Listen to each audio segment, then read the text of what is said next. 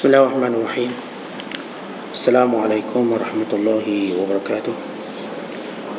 Alhamdulillahirabbil alamin. Wassalatu wassalamu ala rasulil amin. Wa ala alihi wa sahbihi ajma'in wa ba'du. Wa qala al-musannifu rahimahullahu ta'ala wa nafa'ana Allahu bihi wa bi'ulumihi fid darin amin. Telah berkata Imam Al-Allamah Syekh Abdul Qadir Al-Jilani, semoga Allah Ta'ala merahmatinya dan kita mendapat manfaat serta barakah ilmunya. Tidakkah engkau pernah mendengar cerita Nabi Ayub AS apabila Allah hendak membuktikan hakikat kebenaran cintanya dan pilihannya, bahawa tiada siapa pun yang masih ada di hatinya selain Allah. Bagaimana dipisahkannya dari harta bendanya, anak isterinya dan para pengikutnya, lalu dibiarkannya tinggal di sebuah pondok di tempat buang sampah di luar kota. Tiada siapa lagi yang sanggup menemaninya selain isterinya seorang diri. Sang isteri terpaksa bekerja dengan orang untuk memperolehi sesuap makanan untuk makan suaminya. Kemudian Allah Ta'ala telah menimpakannya penyakit kusta hingga badannya tanggal daging dan kulit sampai dia tidak berdaya lagi. Tetapi di samping semua penderitaan itu, dibiarkan dia menikmati pendengarannya, pemandangannya dan hatinya, untuk dia melihat keajaiban kuasa Allah Ta'ala pada dirinya tadi.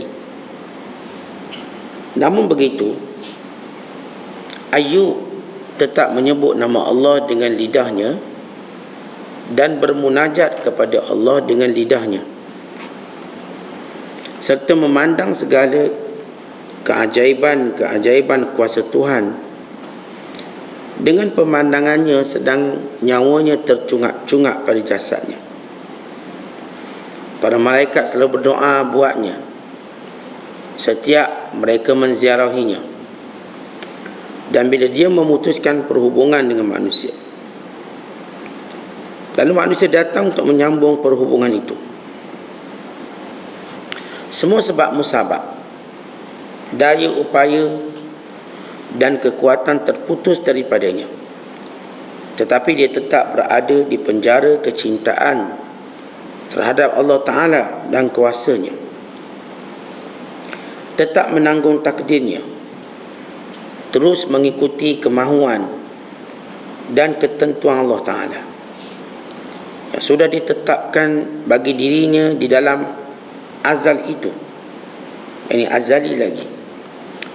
Jadi perkaranya semuanya sabar, kemudian pada akhirnya menjadi kenyataan. Pada mulanya pahit, lalu akhirnya manis. Hidupnya semua redha dan senang di waktu menanggung bala, sebagaimana hidup Nabi Ibrahim AS menjadi senang di waktu berada dalam api Allah Ta'ala itu. Muslimin dan muslimat, sedang penonton yang dirahmati Allah sekalian, kalau sebelum ini kita menceritakan bagaimana perlunya kita beradab sopan, perlunya ada ilmu untuk mendekati Allah Subhanahu wa Ta'ala, dan bagaimana perlu kita bertaubat daripada segala maksiat dan bersikap benar dan sabar dengan segala takdir Allah Subhanahu wa Ta'ala. Kemudian Syekh Abdul Qadir menyebut contoh bagaimana seorang yang dicintai oleh Allah, bagaimana seorang yang diterima cintanya oleh Allah, dan bagaimana sifat dan bentuk ujian yang dikenakan kepada orang yang benar-benar nak dekat dengan Allah SWT. Maka dibawa contoh kepada kita Nabi Allah Ayub AS. Cerita Nabi Ayub, kisah seorang Nabi yang sabar. yang diuji dengan kehilangan harta benda, kedudukan dalam masyarakat, kehilangan anak-anak, bukan kehilangan sumber rezeki. Dan kisah Nabi Ayub juga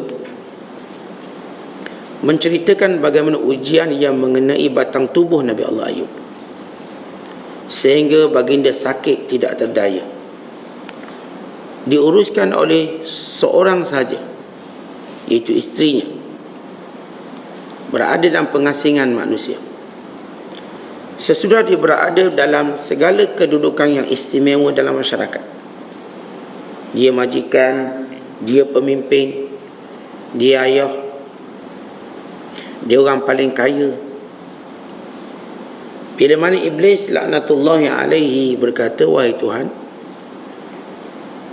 hamba-Mu ini sebenarnya bukanlah benar-benar dekat dengan-Mu atau benar-benar mengingati-Mu, melainkan kerana dia punya harta. Kalau hartanya tidak ada, nescaya dia pasti akan mengingkari-Mu. Maka Allah SWT memberikan keizinan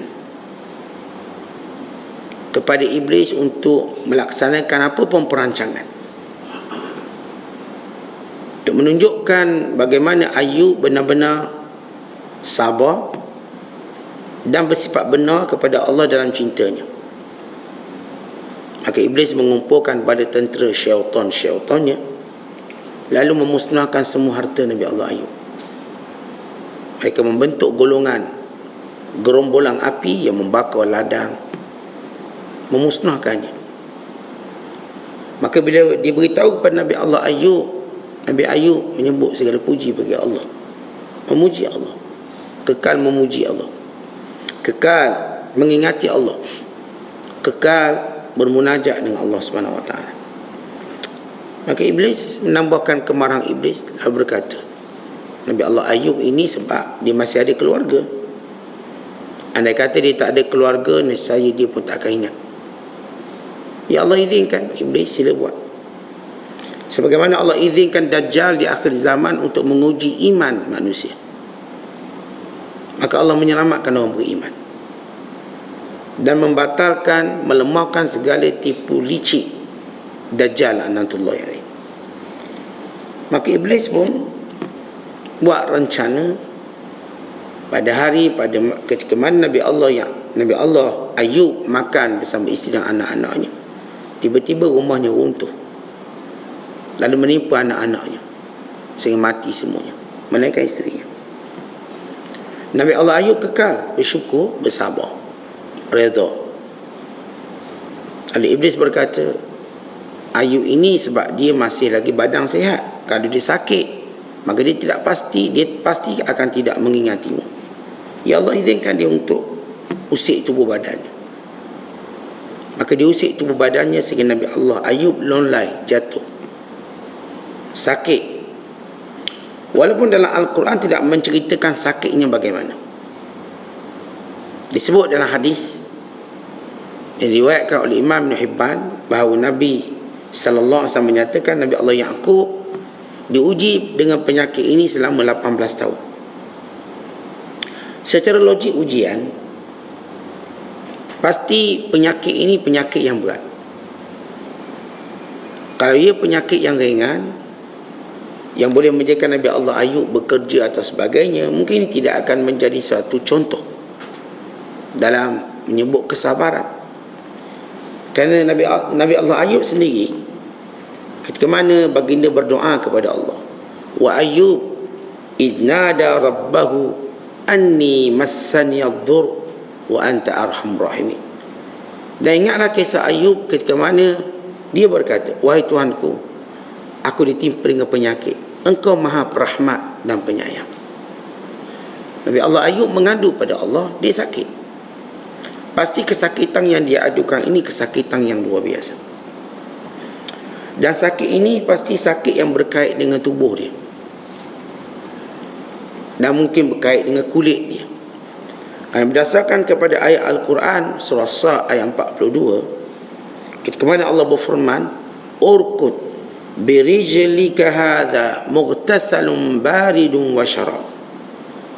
Hentakkan kaki kamu di atas tanah, maka dia akan keluar sumber air yang dengannya kamu mandi dan kamu minum. Maka tahu Nabi Allah Ayub ni sakitnya pada badan dia, pada kulit, sehingga dia mandi untuk menyembuhkan penyakit dia. Kalau kita sebut proses mandi untuk memulihkan penyakit, barangkali berkait dengan kulitnya. Apapun, tidak penting jenis penyakit apa. Syekh Abdul Qadir menyebut penyakit kusta juga melibatkan kulit. Sebagian menyebut angin ahmak, stroke. Ia tak ada isu apa penyakit yang menimpa Nabi Allah Ayub. Tetapi Nabi Allah Ayub AS diuji oleh Allah bagi membuktikan benarnya cinta pada Allah dan benarnya sabarnya, sehingga Allah Subhanahu Wa Taala mengeluarkannya dari ujian tadi dengan keadaan terpuji. Setiap orang akan diuji.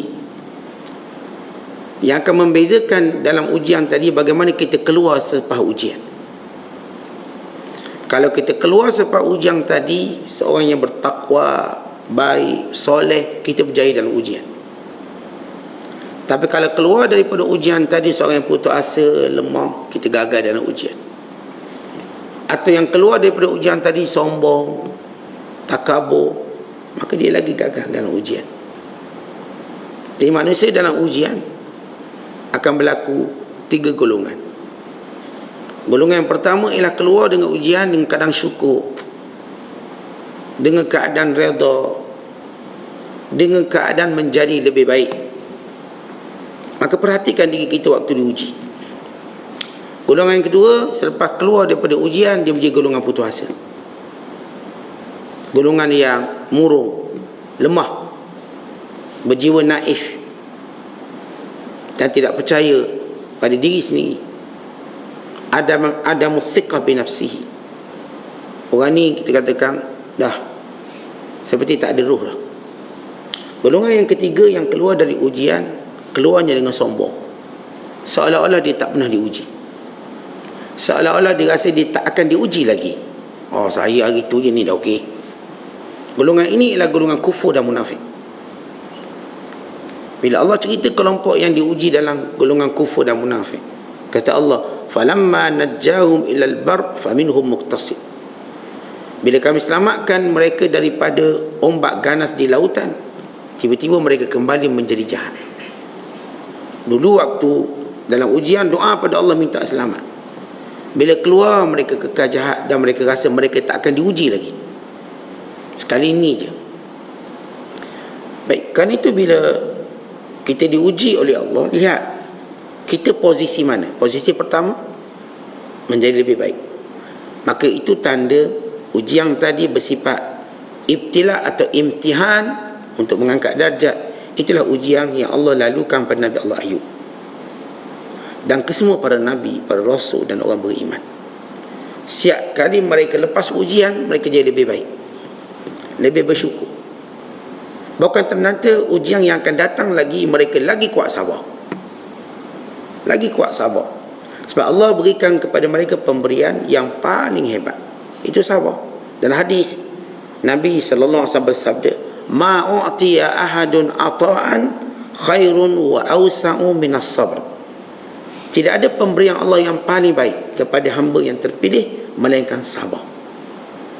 Sabar tadi ialah perkara yang paling baik, perkara yang paling awsa', luas.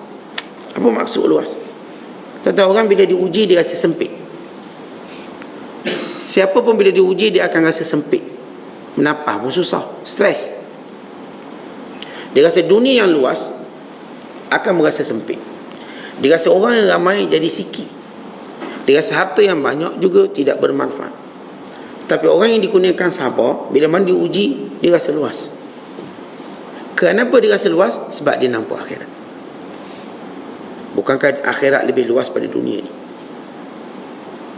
Tapi orang yang diuji dengan keadaan dia tidak mendapat sabar, maka dia akan rasa seperti dia di penjara, makin sempit. Tu dia tak keluar rumah, tak nak jumpa orang, murung, tak nak bercakap, maka kurang kenalannya, maka kurang pergaulannya. Tapi tidak bagi orang yang Allah uji dan dapat sabar. Dia makin luas dunia dia. Kenapa? Kerana dunianya yang luas itu telah ditenggelami oleh akhirat yang maha luas. Akhirnya dia tak akan rasa sesak. Dia rasa tenang ujian. Makin menjadikan dia ingin menjadi orang yang lebih bertakwa. Baik, kembali kepada kisah Ayub AS. Dan Ayub diuji sehingga hartanya habis. Walau dia paling kaya waktu itu, sehingga kawan-kawan dia semua tinggalkan dia. Walau dia paling ramai kawan, dikenali dan ingin dikenali, tak ada. Dan kemudian keluarganya semua mati, anak-anak dia, anak perempuan, anak lelaki mati belaka. Akhirnya dia cuma tinggal isterinya dan tubuh badan yang sakit. Allah kekalkan padanya lidahnya, pendengarannya dan matanya untuk dia melihat keajaiban sabar. Maka dia menempuh tempoh ini selama 18 tahun. Nabi Allah Ayub dia ada 2 orang kawan baik. Ini baik semua kawan. Selain pada isterinya, dia ada 2 orang kawan baik. Kawan-kawan dia semua lari, tinggal 2 lagi kawan. Satu hari, ini dalam hadis yang dicerita oleh Nabi SAW, 2 orang kawan ni bersembang. Kata mereka, dah lama Ayub kena uji. Masuk tahun ni 18 tahun lah. Ini tanda dia ni memang buat dosa banyak. Dia dosa banyak. Dia buat satu dosa yang Allah tak ampun, dan Allah tidak merahmati dia. Kata teman dia ni, kawan rapat. Padahal kawan rapat dia kenal ini Nabi Ayub, kenal kesolehan dan kenal perjalanan hidupnya cantik. Tapi datang wasan kebuk. Barangkali Ayub ni ada dosa yang Allah tidak rahmati dia, tidak ampuni dia.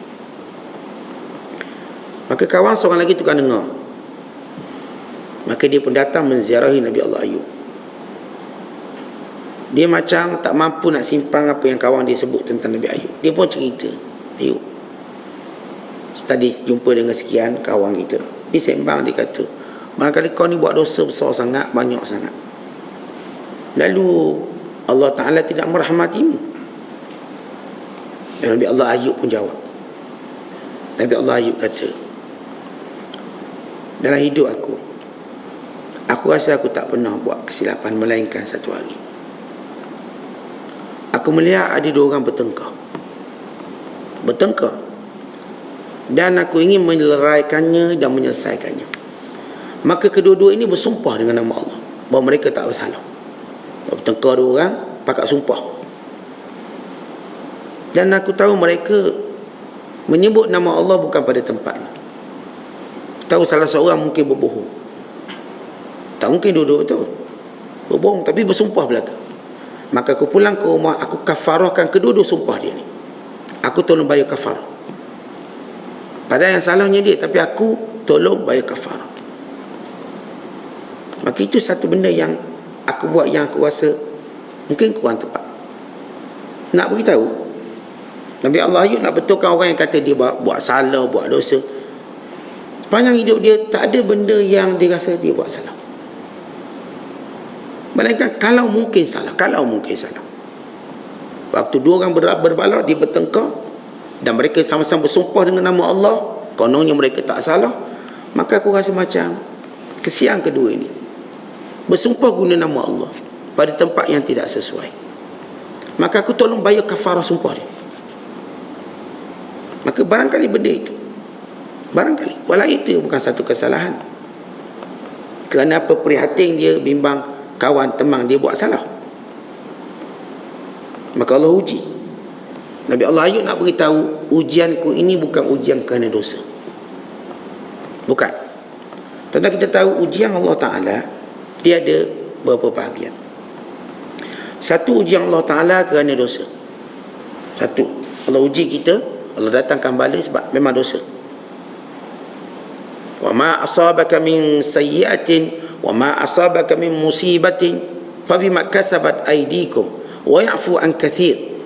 Apa yang menimpa kamu itu kerana perbuatan kamu sendiri, dan Allah dah maafkan banyak. Dia memang ujian tadi sebab dosa. Yang kedua, ada ujian Allah datang kerana Allah Ta'ala benci, murka. Allah murka dia. Maka ini ujian kepada orang kafir dan munafik. Yang tadi kerana dosa, orang beriman, untuk dikembali pada Allah. Yang ketiga, ialah ujian Allah untuk angkat darjat. Tak ada dosa, tak ada salah, tapi Allah nak uji. Kerana Allah itu fa'alun lima yurid. Allah buat apa yang dia kehendaki. Maka Allah uji ini kepada para Nabi dan Rasul dan orang-orang yang Allah Ta'ala sayang. Untuk apa? Untuk dia senantiasa mendapat pahala besar. Kerana Allah bila sayang, dia nak beri pahala besar. Dan tiada pahala yang lebih besar yang diperolehi melainkan daripada sabar berbanding ibadat. Dan kita kalau buat ibadat dapat pahala besarlah, pahala besarlah. Kita buat haji besar pahala, buat umrah besar pahala, jihad besar pahala. Tapi ada pahala lebih besar pada itu. Apa dia? Sabar. Bukan kalau kita lihat dalam ibadat haji itu, pahala diperoleh juga kerana kita sabar. Sabar bersesak-sesak, sabar dengan kepanasan, sabar dengan kurang tidur, sabar dengan ketidakselesaan. Dan kita dapati dalam semua ibadat ada sabar. Semua ibadat ada sabar. Sembahyang pun kena sabar, puasa pun sabar, zakat pun sabar. Tapi Allah tetap nak beri satu ujian yang sabar tu dominan, sehingga orang akan jumpa dia dan orang akan kata sabar, sebab dia dominan. Kita kalau kita sembahyang tak ada lagi bisik sabar, sembahyang sabar, tak ada. Sebab kita nampak ia satu proses perbuatan untuk kita taat pada Allah. Tapi kita kalau kena musibah je, orang akan datang kata sabar, orang akan ucap takziah pada kita. Maka bila Allah SWT nak beri seorang tu pahala yang besar dan nak jadikan dia lebih cepat berjaya berbanding orang lain, maka Allah berikan dia ujian. Allah pasti beri ujian. Kadang-kadang ujian ini jauh lebih berat daripada orang yang buat dosa sekali. Orang buat dosa pun tak kena ujian macam tu. Dia jauh lebih teruk. Ni yang buat dosa, demam pun payah orang buat dosa.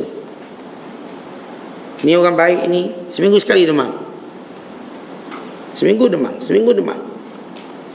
Yang buat jahat ni, demam payah, batuk payah, COVID pun tak kena. Jahat ni. Yang baik, yang bertakwa, Allah datangkan ujian banyak. Kenapa? Kerana Allah nak beri pahala lebih banyak kepada dia. Sebab seorang yang sayang kita, tuan-tuan, bila sayang seseorang, kita akan bagi lebih pada dia. Gaji dia 1,000, kita bagi lagi 2,000. Sebab kita sayang. Kita bukan bagi gaji base pada pekerjaannya, kasih sayang. Kita akan bagi lebih. Ada seorang hamba Allah, bila ditanya kepada seorang ulama, dia kata, saya ni masa saya jahat, rezeki saya jalan, akhirnya saya berniat nak berhenti jahat. Saya pun nak taubat. Taubatlah, nak berhenti jahat dah. Dengar ceramah ustaz, cerita ni munkar, ini neraka, ini azab, ini menyebabkan Allah murka. Saya nekat berhenti. Tapi bila saya berhenti, tiba-tiba meniaga saya slow. Hidup saya mula susah. Dan badan saya pun tak sihat. Dulu duk round sana sini tak sakit. Ini sekarang bila dah taubat dari rumah ke masjid, boleh sakit. Dulu lepas subuh jogging, tak sakit apa. Sekarang dekat subuh pergi masjid, dekat aje, boleh seliuh kaki. Macam mana boleh seliuh kaki? Selama ni jogging puluhan tahun tak seliuh pun kaki. Baru pergi masjid 3-4 hari dah salah urat, sakit belakang. Waktu buat maksiat macam gagah, bila buat taat jadi datang ujian kesihatan. Maka kenapa jadi macam tu? Dia tanya, kenapa jadi macam tu? Kalau macam ni, baik saya terus sambung buat jahat balik. Dia kata, waktu saya jahat rezeki lapang, badan sihat, hidup senang. Bila saya berhenti, saya taubat, hidup saya pun jadi susah, bisnes jadi slow, pelanggan tak datang, itu ini. Dan saya sendiri pun rasa sempit rezeki, tak banyak dah dapat duit. Dan saya duk rasa badan tak sihat. Lalu kata ulama ini, kerana Allah Ta'ala nak uji kamu apakah benar kamu nak kembali pada Allah, ataupun kamu kembali pada Allah kerana harta. Allah ingin melihat apakah benar sabar kamu pada Allah. Artinya hikmahnya, bila setengah orang, kadang-kadang kita cerita setengah orang, bila dia nak jadi baik, masalah rezeki dia. Kerana Allah nak uji sifat benar ni, apakah dia kembali pada Allah sungguh-sungguh, ataupun bila kami usik balik rezeki, dia patah balik kerana pentingkan rezeki dia. Allah akan melihat orang ni dengan sebenar-benar sabar dan sifat benar untuk satu tempoh je, sebelum dia akan keluar secara terus. Tapi tidak ramai memahaminya. Ada orang, saya katakan bila jadi baik, dia rasa susah jadi baik. Rezeki pun susah, nak kawan pun susah. Ya, kawan-kawan baik ni semua jenis kecil hati belaka, Ustaz. Masa zaman kawan-kawan jahat payah nak kecil hati, lempang atas kepala pun okey lagi. Ya, kawan-kawan baik ni silap cakap sikit je, bini berapa kecil hati, tak tegur, seminggu tak tegur. Silap tanya sikit je, anak tu kenapa dapat 8E, kena pulau tu. Ada orang macam tu. Bila zaman di kawan-kawan jahat tu, itu maki hamu pun tak lagi kawan dia. Maki hamu kata apa-apa okey, senyum. Bila jadi orang baik, kawan dia ni silap cakap sikit kecil hati, 2 hari tak nak tegur siapa, dia pun kata jadi baik ni pun susah. Kawan-kawan jenis sensitif belaka. Masa saya zaman-zaman jahat tu, kawan mana ada sensitif. Kita maki hamu pun dia datang balik, macam ukhuwah kita lebih rapat. Dia rasa ukhuwah rapat. Kawan orang baik ni macam ukhuwah ni slow. Saya rasa nak kawan jahat balik senang. Dan jawapannya ulama dah sebut, bila seorang benar nak kembali pada Allah. Kembali pada Allah ni bukan suatu benda yang kita katakan biasa. Ia benda yang hebat, bernilai. Okey, bila seorang tu benar-benar nak kembali pada Allah, Allah uji pertama rezeki dia. Allah kejadikan rezekinya sikit ada masalah, untuk tengok sifat benar dia. Ada benar tak kamu ni? Kalau dia benar dengan Allah, maka dia tahu tak apalah, walaupun saya dapat rezeki tapi halal, walaupun saya dapat rezeki sikit tapi saya tak lalai, walaupun saya dapat rezeki sikit tapi saya tidak dimurkai, cukup. Atau mungkin dia kata tak apalah rezeki sikit, sebab selama ni pun saya dapat banyak, baru Allah uji saya sikit. Maka orang ni berjaya dalam ujian. Dan ataupun Allah uji dia tubuh badan. Waktu zaman dia buat jahat, Masya Allah sihat, padahal dia minum arak, main benda tu, sihat. Waktu dia mula taubat, sakit. Maka dia pun melihat hikmah ketuhanan. Barangkali Allah Ta'ala nak bersihkan aku dari dosa silam aku, maka datang penyakit. Barangkali Allah Ta'ala nak beri aku kekuatan baru, kekuatan yang bukan dibina atas maksiat, tapi kekuatan yang dibina atas taat. Kata manusia ni dia kuat. Dalam kekuatan dia ada 2, kita katakan rukun, ataupun 2 yang mengekalkan kekuatan. Wa imma dia kuat dalam maksiat. Ketika mana buat maksiat dia beri kekuatan, dia kuat. Atau dia kuat dalam taat. Dua kekuatan. Kekuatan dalam maksiat akan berakhir dengan kehancuran. Dia pasti akan hancur. Kuat, lepas tu habis. Kekuatan dalam taat akhirnya menghasilkan kemanisan. Dulu dia buat sesuatu sebab kuat, sekarang dia buat sesuatu kerana manis. Apa beza? Kita tahu tuan-tuan, kekuatan last kali dia akan berakhir dengan usia tua, siapa pun. Tapi kemanisan tidak akan berakhir pada orang yang mentaati Allah. Walau dia sampai umur tua, dia dah tak ada tenaga tu, tapi kemanisan dia rasa. Kemanisan untuk melakukan taat. Atau dorongan tadi dia masih dapat. Dia macam kita sebut kekuatan cinta lah. Kekuatan cinta. Memang kekuatan cinta kerana syahwat dia. Atau kekuatan cintanya kerana iman dia. Kalau kekuatan cinta kerana syahwat, akhirnya bila tua dia hilang cinta, dia tak ada apa yang ada. Tapi kalau kekuatan cinta itu datang daripada keimanannya pada Allah, bukan syahwat, maka makin tua makin kita manis, makin kita rasa seronok dengan pasangan kita, makin kita selesa dengan pasangan kita. Masih kita rasa seronok bercakap dengan dia, berjalan dengan dia, duduk dengan dia, seronok. Kenapa? Cinta kita bukan kerana nafsu. Kerana nafsu kita dah lari lama dah, dengan umur tua dah, masuk 60, 70. Kerana cinta kita ada asas keimanan, maka Allah jadikan kita makin mesra walaupun ada usia tua. Kita rasa dia beramat membantu kita dalam beragama. Maka bila seorang diuji oleh Allah SWT, yang kita kembali pada kisah Nabi Allah Ayub AS, bila Allah uji dia kerana Allah nak angkat darjat dia, sampai mereka dia tak tahu kenapa saya diuji, walau saya tak punya apa pun kesalahan untuk diuji. Melainkan dia akan melihat kembali kerana Allah berkuasa atas tiap sesuatu. Kata orang beriman, bila mana diuji pertama-tama, dia akan cari dosa dia kat mana. Pertama-tama dia akan dosa saya kat mana. Dan ketika mana dia tak dapati ada dosa, sebab orang beriman ni Allah bagi dia sensor. Apa itu sensor? Bila dia kena sesuatu, yang pertama akan keluar daripada otak dia lah kesalahan dia. Tak, Allah, ni mungkin saya cakap kasar dengan mak kot, ini mungkin sebab saya kedekut dengan keluarga saya kot, ini dia terus datang automatik. Allah beri aktifkan sensor tadi sebab dia diiman. Kan tu kita waktu kena je musibah, kita pasti akan terfikir dosa kita apa. Dan kalau kita tak datang, kita mesti fikir apa dosa saya, kenapa dosa saya. Kalau anak kita sakit, kita sendiri sakit, dosanya kat mana? Fikir kat mana. Kadang waktu aku sihat, aku tak gunakan untuk buat ibadat betul-betul, maka Allah beri sakit. Apa guna sihat tak buat ibadat? Patutnya masa sihat gandalah ibadat, ni tak buat, baik, better sakit. Barangkali dia cepat sedar, orang beriman ni dia akan sedar. Tetapi ketika mana dia duduk cari-cari tak jumpa, maka dia akan doa pada Allah untuk tunjuk, ya Allah, tunjukkan keaibanku untuk aku memperbaikinya. Kalau kesakitan ini, musibah ini ialah teguranmu padaku, ya Allah, engkau tunjukkan mana kesilapan untuk aku perbaiki.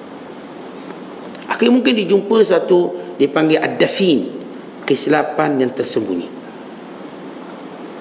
yang dizahirkan, yang Allah akan zahirkan, sehingga dia pun nampak, oh rupanya salah aku pada sekian. Dia akan nampak. Baik, sesudah dia bermunajat pada Allah, memohon ditunjukkan kesilapan, dia tak jumpa. Maka ketika itu dia mengetahui Allah ingin mengangkat darjatnya. Dan Allah itu maha penyayang pada ujiannya, nak angkat darjat. Maka dia mengerti. Maka ini yang berlaku pada Nabi Allah Ayub. Bila orang kata kamu ni sebab buat dosa, sebab tu kena, aku tak pernah. Bukan ni kerana sombong. Macam saya kata, orang beriman, Allah memang beri sensor. Kita kalau betul kena musibah, kita mesti fikir silap kita kat mana. Mesti kita akan fikir, Allah akan hadirkan benda tu. Dan kalau kita tak nampak, kita akan doa, ya Allah, tunjuk mana salah aku, supaya aku dapat baiki benda ni. Mana salah, silap kat mana. Ada satu cerita, seorang hamba Allah kaya raya, dia kena uji. Teruk ujiannya, badannya berbau. Badan berbau sehingga orang tak ada dekat dengan dia. Lama dia cari apa sebab. Akhirnya dia bertemu dengan seorang ulama. Dia tanya, Tok Guru, apa sebab saya kena ni? Saya dah fikir lama tak nampak. Akhirnya Tuan Guru ni sebut satu benda yang dia tak pernah terfikir. Barangkali awak bagi pusaka tak betul. Dia ni kaya, banyaklah duit, bilion duit. Barangkali awak bagi pusaka tak betul. Terus dia teringat waktu ayahnya meninggal dunia. Oleh kerana dia abang sulung, dia conquer semua, sehingga sebahagiannya tak dapat. Sebahagian tak dapat tadi mengajuk lagi. Ini yang cerita pada saya ni, waris dia, waris pemilik harta. Dia kata mak dia mengajuk, mak ayah dia mengajuk, lari, bawa diri satu tempat, sampai lama puluhan tahun. Akhirnya dia dihubungi oleh pihak berkenaan untuk kembali datang untuk menyelesaikan balik pusaka yang puluhan tahun dulu, untuk mewakili keluarga dia, mak ayah dia. Dia kata saya telah dipanggil, saya masih ingat orang tu. Dia kata saya dipanggil oleh orang berkenaan untuk kembali bagi pusaka. dapat pusaka. Ya, pusakanya bilion. Banyak, terlalu banyak. Maka kisah ni, bila orang kaya ni, bila dia tak tahu apa sebab musibah, ya Allah ilhamkan dia, tanya orang alim. Maka orang alim ni dengan cepat beritahu dia, barangkali pusaka kamu bagi tak betul. Sebab itu biasa orang dia ada harta ni, bab pusaka tak perlu sangat. Kita ni tuan-tuan, kita boleh kenal orang dengan cara hidupnya, salah apa biasa dia akan buat. Seorang doktor, dia boleh kenal pesakit dia berdasarkan latar belakang pesakit dia. Kalau pesakit ni jenis kerja keras, ni biasa slip disc lah ni. Kalau pekerja ni jenis ahli sukan ni biasa buasir lah ni. Dia boleh baca dah pengalaman dia. Kalau yang ni jenis kita katakan kerjanya suka jalan, round, travel, ni biasa kecil manis ni. Kecil manis dah tinggi. Ni jenis kita tengok yang kerjanya agak stres, darah pun naik. Ni biasa ni kerja ni, kali kerja cikgu awak ni stres ni.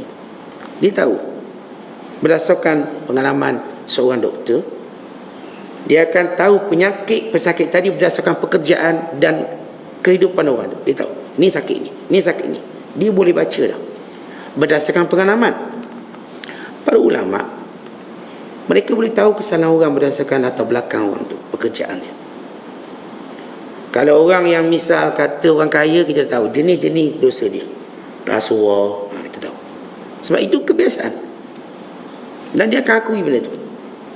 Rasuah, main perempuan, gini. Kita dapat baca juga berdasarkan pengalaman dan berdasarkan pada firasat. Kalau orang tu dia ni tahu kesalahan dia macam ni. Kalau orang tu jenis sekian-sekian, kita tahu ni barangkali masalah dia bukan ilmu ayah dia. Bila Allah Ta'ala inginkan kebaikan pada kita, Allah jadikan kita tahu salah kita kat mana, atau seorang beritahu salah kita kat mana. Tapi kalau kita cek tak ada, dah orang pun, saya ke awak ni sebab ni saya tak pernah buat tu, ke awak macam ni saya tak pernah buat, maka kita tahu ujian itu datang untuk Allah angkat darjat. Maka bergembiralah dengan ujian tadi. Allah nak angkat darjat. Habis tak ada teruk sangat, apakah boleh seorang itu berdoa? Seorang yang bila mana dia diuji kerana Allah Ta'ala nak beri sayang, dia ada satu tanda dia. Di antara tandanya ialah dia tak akan mengadu pada makhluk, melainkan pada Allah. Ciri-ciri orang bila Allah Ta'ala nak angkat darjat, bila dia kena satu musibah, dia akan mengadu pada Allah, berbanding dia mengadu pada manusia.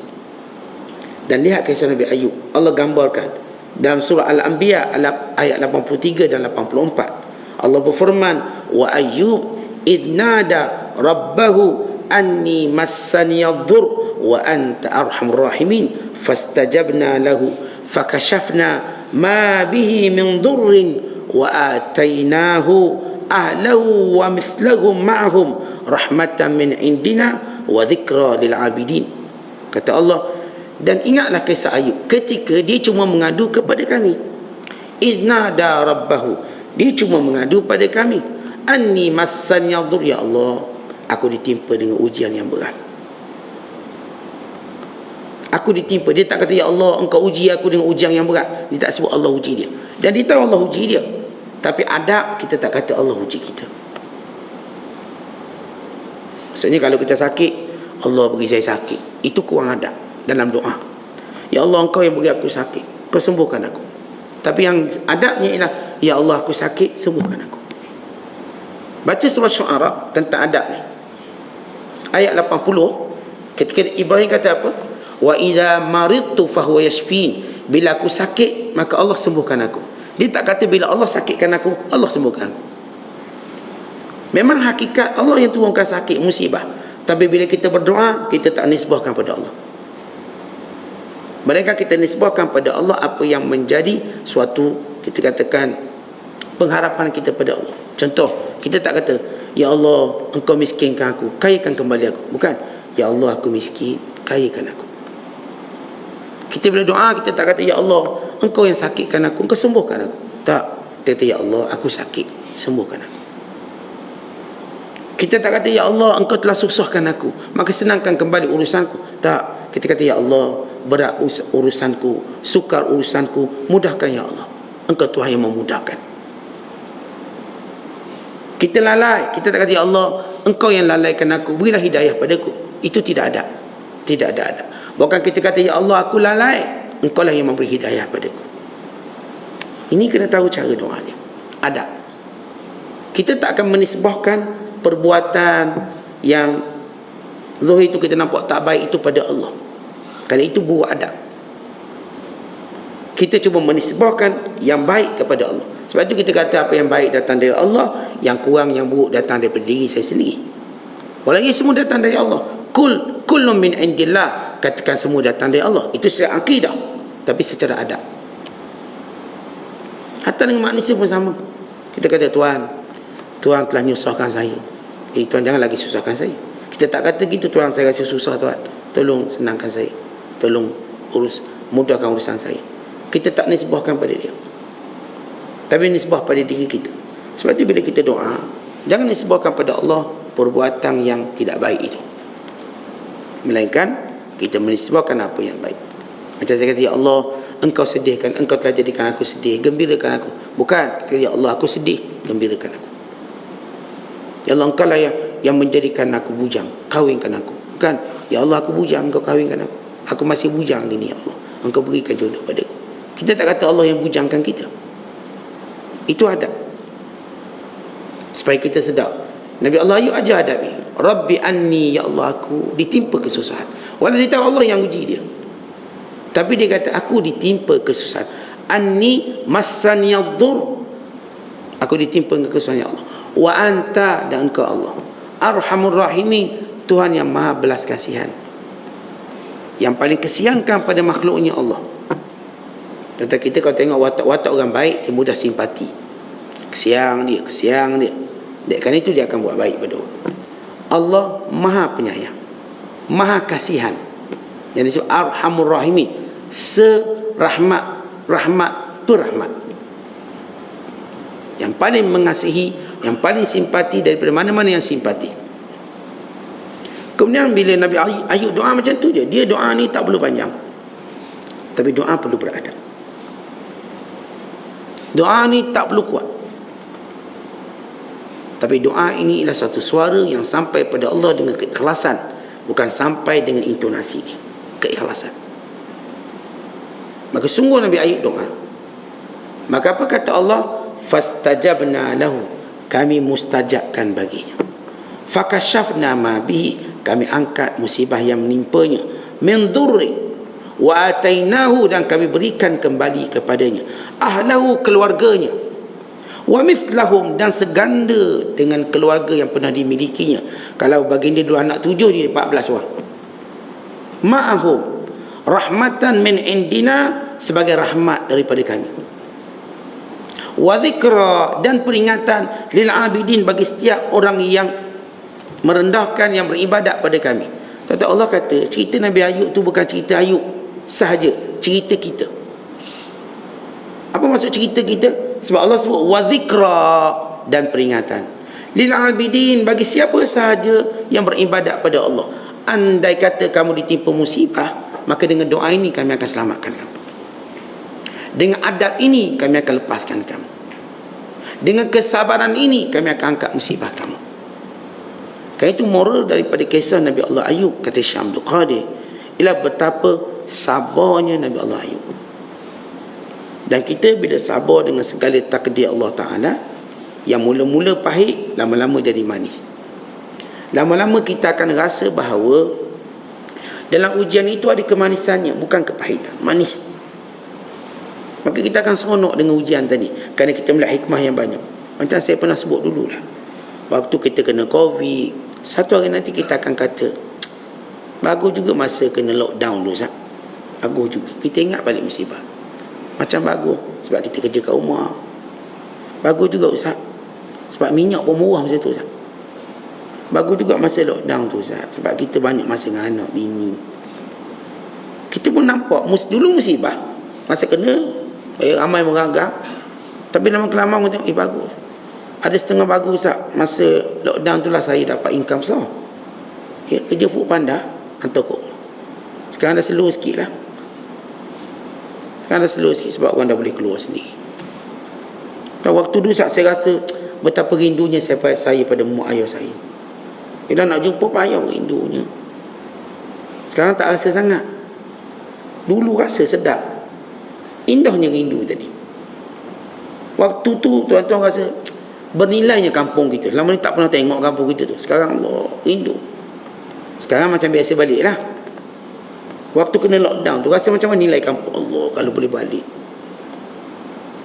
Waktu itu kita rasa banyak nikmat yang hari ni kita rasa macam kehilangan. Akhirnya kita dapati ada orang puji balik lockdown tu. Puji balik. Bagus. Anak-anak saya pun tak liar. Dan ni lah, budak-budak pun Ustaz, periksa pun bagus. Macam buku kerja dia. Barangkali Astro pun kata bagus lockdown. Banyak orang langgang program kau. Sekarang dah tak ada orang langgang. Unify pun mungkin kata begitu. Kata itu kesenangan. Tapi ini golongan materialistik. Tapi orang beriman, dia akan kembali melihat musibah sebagaimana Nabi Allah Ibrahim melihat musibahnya dulu satu nikmat, dibakar dalam api. Dan Nabi Allah Ayub melihat musibahnya kembali menjadi contoh kepada setiap orang bersabar. Tentang kita, kadang-kadang kita bangga kita susah dulu sebab kita dapat cerita pada anak-anak kita. Ayah dulu susah. Ayah dulu kerja tebang hutan. Dia gigit serangga, gigit nyamuk, patuk ular. Ayah dulu kita cerita susah ni. Kita cerita kadang macam mana? Sedih atau bangga? Rasa seronok. Sebab cerita ini akan menjadi contoh pada anak kita. Ya, waktu kita hadapi itu memanglah susah. Tapi sekarang kalau kita cerita susahan kita, apakah kita susah waktu cerita tu atau kita rasa macam bangga kerana kita berjaya menempuhi benda tu? Berjaya menempuhi kesusahan. Dulu ayah naik basikal ya. Bonceng mak kamu dengan basikal. Sampai kain dia lekat kat rantai basikal, kaki dia. Kita cerita balik. Tapi waktu kita cerita, kita dah gembira, kita dah seronok. Walau kita cerita tentang musibah kita dulu. Kenapa waktu ini bila kita cerita dengan nada keindahan, seronok, gembira. Tuan-tuan tengok mak ayah kita bila cerita zaman Jepun dulu. Zaman Jepun, zaman lepas Jepun, zaman tak ada elektrik, zaman pakai titik lilin atas tangan. Ini ada lilin, elektrik tak ada. Tengok zaman saya kecil ada lilin. Kerja kita tengok siapa paling kebal. Ambil lilin, titik atas tangan. Oh, boleh berapa? 20. Menang. Yang ni 10. Habis lilin, ini titik atas tangan. Seronok. Sekarang mana boleh main titik-titik lilin? Hilang satu permainan. Dulu kita punya mainan apa? Kita cari tayar basikal je, arak sekeliling kampung, seronok. Ambil ring basikal tu, cari kayu sebatang, golek dia. Keliling kampung. Macam ada Ferrari masa tu. Seronok. Dulu main tempurung, terempah tempurung. Seronok. Hari nak main seronok, tak seronok. Dulu seronok. Kita akan cerita balik sesuatu yang kita anggap dulu susah. Tapi hari ini satu benda yang menyeronokkan. Lepas tu ada orang kaya sekarang, dibeli balik barang-barang yang dulu bersama dia waktu susah. Itu jadi RAZ 70,000. Sebab dia bukan beli dengan nilai, tapi dengan kenangan dia. Itu orang cari balik jam buruk dulu di rumah dia. Ada jam buruk jam tu. Dia teringat, dia cari balik jam tu. Walau tak bernyawa jam tu, dia beli dengan harga yang mahal. Ada jam yang jenis tu, yang kena macam tu, kunci macam tu. Seminggu sekali kena kunci jam tu. Kunci kau. Ada hamba Allah tu dia ingat balik jam di zaman kecil. Dia cari balik jam. Yang pelik sekali yang cari striker letak arang. Cari balik. Padahal sekarang striker punya canggih. Tak, dia ingat balik zaman dulu. Dia cari striker letak arang, dia bayar ribu. Mahal pada striker elektrik. Sebab apa? Dia beli dengan kenangan. Walau itu cerita zaman susah. Kenapa orang cari balik susah? Itu ada orang tertentu kerja naik basikal balik. Kenapa awak cari susah balik? Naik basikal rally lama, yang selalu kita katakan tergelincir jatuh atas batang dia tu, merangkak seorang-seorang itu. Tapi cari balik basikal tu, seperti dia nak balik susah. Tapi itulah dia kenikmatan. Apatah lagi orang yang susah dalam keadaan dia ingat Allah. Pasti benda yang disusah tadi menjadi suatu rahmat besar kepadanya waktu mengingatinya. Oleh sebab itu kalau kita lihat dalam kisah Nabi Allah Yusuf, Nabi Allah Ayub, Allah menyebut tentang kehebatan orang sabar. Diuji oleh Allah, maka dia jangan ditanya kenapa Allah uji kita, tetapi bersedia untuk sabar. Kan itu setiap orang yang bersabar. Apa kata Allah setiap orang yang bersabar? Wa in tasbiru wa tattaqu la yadurrukum kaiduhum syai'a. Kalau kamu bersabar dan bertakwa pada Allah, segala tipu hela musuh tidak akan berkesan pada kamu. Ini kalau kita masalah dengan musuh. Syarat kita sabar, musuh tak boleh beri mudarat pada kita. Dan ayat yang lain Allah Ta'ala menyatakan, bala in tasbiru wa tattaqu wa ya'tukum min fawrihim hadha yumdidkum rabbukum bi 5,000 minal malaikati musawwimin. Bahkan kalau kamu sabar dan kamu terus bertakwa pada Allah, Allah akan mendatangkan kepada kamu sesegeranya bantuan daripada langit berupa malaikat yang jumlah 5,000 orang yang turun membantu kamu. Ayat ini berlaku dalam peristiwa peperangan Nabi SAW.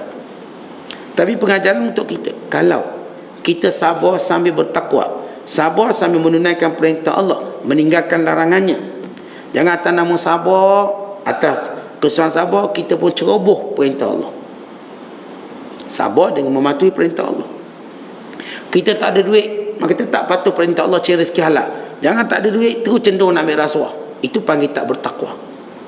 Sabar kita dengan mematuhi hukum Allah, maka kata Allah akan datang pertolongan berupa malaikat. Baik, kalau Allah sebut ni peperangan, demikian juga dalam kehidupan seharian. Kalau kita sabar, Allah hantar makhluk-makhluk Allah untuk jadikan kita lebih kuat sabar kita. Dan ayat yang lain Allah sebut, wallahu yuhibbus sabirin. Allah suka orang sabar. Tentang macam mana tanda seorang itu Allah Ta'ala suka? Bila dia mampu sabar dengan semua ujian. Itu tanda Allah suka dia. Ni sepanjang kita buat haji, kesusahan haji, kita sabar, Allah suka kita. Tapi sepanjang haji ya kita asyik berbunyi je, ni tak puas hati, itu tak puas hati, berhati-hati, Allah tak suka kita. Tetapi kita sendiri pun, kalau anak-anak kita dia berada kesusahan, dia asyik ngomel je, kita makin marah anak kita. Tapi anak-anak kita dalam kesusahan tadi, dia kekal, tenang, cool. Kita suka, bagus anak aku, kuat orangnya. Maka Allah suka kalau kita dalam buat apa pun ibadat sabar. Itu tanda sabar. Tanda Allah Ta'ala sayang. Jadi kita nak tahu sayang tak sayang Allah, lihat nilai sabar kita. Lagi tinggi sabar, Allah sayang. Dan ketika mana hilang sabar, ingat balik, Allah hanya cinta orang sabar. Maka kembalikan sabar tadi, atas sebab ingin mencari cinta Allah. Yang keempat, Allah Ta'ala sebut dalam Quran, wa ja'alna minhum a'immatan yahduna bi amrina lamma sabar. Kami jadikan mereka ketua-ketua dan pemimpin disebabkan mereka bersabar dengan ujian kami. Dan kami bimbing mereka dengan kepimpinan itu. Ini orang sabar, orang ni boleh jadi pemimpin. Siapa pun nak jadi pemimpin kita, yang paling sabar sekali. Yang sabar dia ke depan, yang tak sabar sila ke belakang. Yang paling sabar dia mesti pemimpin. Dan ayat yang lain Allah Ta'ala sebut, wabashiris sabirin, berilah khabar gembira orang sabar. Sebab itu orang sabar, dia akan sentiasa melihat di hadapannya perkara-perkara yang menggembirakannya, sedikit demi sedikit. Orang tak sabar, dia akan melihat musibah-musibah yang mendatanginya secara berturut-turut. Lepas ni tengah fikir apa benda pula bala nak datang ni. Kenapa? Kerana dia melihat bala dan bala. Tapi orang yang bersabar, dia akan melihat satu persatu nikmat-nikmat yang Allah bagikan. Daripada jalan keluarnya, sehinggalah jalan gembiranya, sehinggalah alternatif yang lebih baik daripada apa yang dia hilang, gantian yang lebih baik, sehinggalah kemuncak kebahagiaan, kegembiraannya ialah syurga. Dan dalam Al-Quran juga menyebut, wala najziyanna alladhina sabaru ajrahum bi ahsani ma kanu ya'malun. Orang yang sabar, kami akan beri pahala lebih banyak. Siapa pun bila dia sabar, pahalanya lebih banyak. Tak sama orang yang sembahyang yang punya jiwa sabar dengan orang yang tidak sabar, pahalanya lain. Yang sabar dia pahala lebih baik. Sebab tu kalau kita buat haji, kita buat umrah, kalau ini musim haji, kita buat korban, sabar kita lebih tinggi, pahala kita lebih banyak. Dalam ayat yang lain Allah Ta'ala berfirman, Inni jazaituhumul yaum bima sabaru annahum humul faizun. Sesungguhnya hari ini akan aku beri balasan pada orang sabar, dan mereka lah orang berjaya, humul faizun. Siapa nak berjaya, dia kena sabar.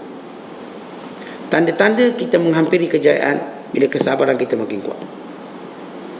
Tanda-tanda kita nak mengalami kegagalan, sabar kita mungkin habis. Jadi kita kena tahu cara macam mana nak suruh sabar tu tak habis. Sabar ni boleh habis, ia boleh habis. Sebab tu kita kata saya dah habis sabar dah. Kan habis sabar tu. Sebab saya dah habis sabar dah. Sebenarnya orang beriman, sabarnya tak pernah habis.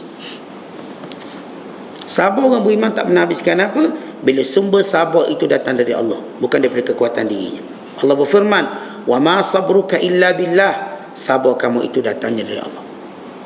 Siapa yang sabarnya datang dari Allah, maka sabarnya tak akan habis. Siapa yang sabarnya datang dari dirinya, maka dia akan habis. Sebab itu tuan-tuan, mohonlah sabar dari Allah.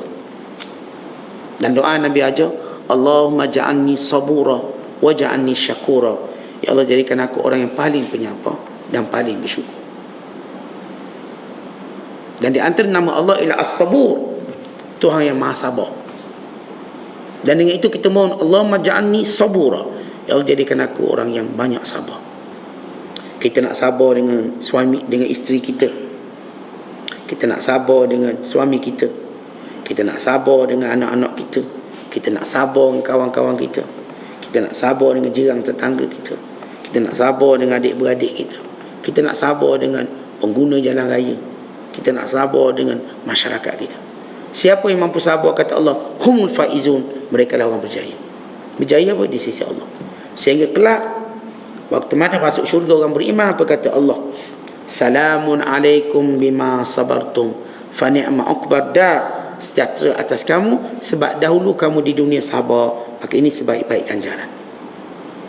Ini tuan-tuan, tak rugi kita sabar. Kalau orang kata ustaz sabar ni macam rugi lah. Kalau untuk atas kepala orang tu baru untung. Kalau maki baru kita rasa untung. Dah boleh maki, untung saya. Dapatlah pingat sikit, pingat keberanian kena maki dia. Tak ramai orang nampak sabar tu berjaya. Ramai orang nampak tak sabar tu berjaya. Walau tak pernah pun berjaya orang tak sabar. Bukan mereka akan nyesal. Tapi memang benda tu pahit. Bila kita nak sabar, walau kita mampu untuk buat sesuatu, dengan kuasa kita ada, dengan sekian kita ada, kita rasa macam pengecut kita bila buat sabar ketika itu. Walau kita lah orang paling kuat sebenarnya. Dan sabar kita, Allah jadikan kita kuat. Latihan-latihan seumpama ini dalam membina iman kita. Kalau tuan-tuan tengok askar, komando, dia latih biar orang sabar. Dia maki macam-macam. Tapi itu latihan fizikal, bukan latihan iman. Dia suruh tidur dalam air, dalam lumpur 3 hari. So makan yang keras.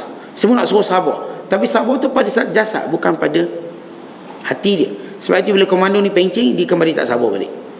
Sebab sesi latihan datang. Dia kembali pada alam realiti. Dia dapati jiwanya lemah rupanya.